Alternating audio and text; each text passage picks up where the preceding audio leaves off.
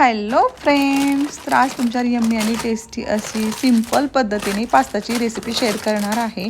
आणि खरंच सांगते, खूप मस्त आणि खूप इझी पद्धतीने आहे. तर ब्लिंकिटनं थोडंसं साहित्य कमी होतं घरामध्ये, ते मागवलेलं आहे आणि मस्त अशी तुम्हाला रेसिपी शेअर करणार आहे. बघा, हे पास्ताचे बीन्स आहेत, ते होते माझ्याकडे.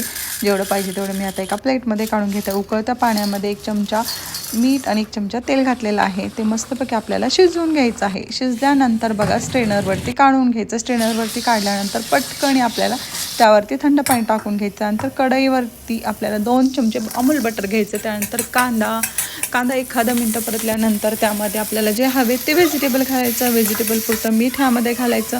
ओरिगाना, नंतर चिली फ्लेक्स, तुम्हाला जे हवं आहे ना तुम्ही ह्यामध्ये ॲड करायचं. आणि 1 मिनटं आपल्याला हे परतून घ्यायचं आहे.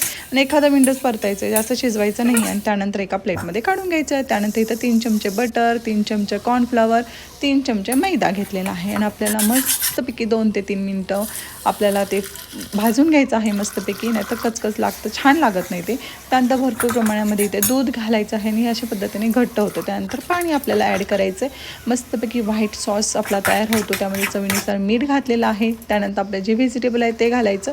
आपले जे काही पास्ता आहे ते शिजवलेलं त्यामध्ये मिक्स करायचं. त्यानंतर त्यामध्ये चीज खिसून घालायचं. एकदम यम्मी आणि टेस्टी बनते. तुम्ही नक्की ट्राय करा. सगळं मिक्स करून घ्या आणि गरम गरम खावा सगळेजण. Okay, bye. चला, आपण हे निमिषला देऊया पास्ता. तर हे घे निमिष, कसं झालं चिकू? छान झालंय. बाय.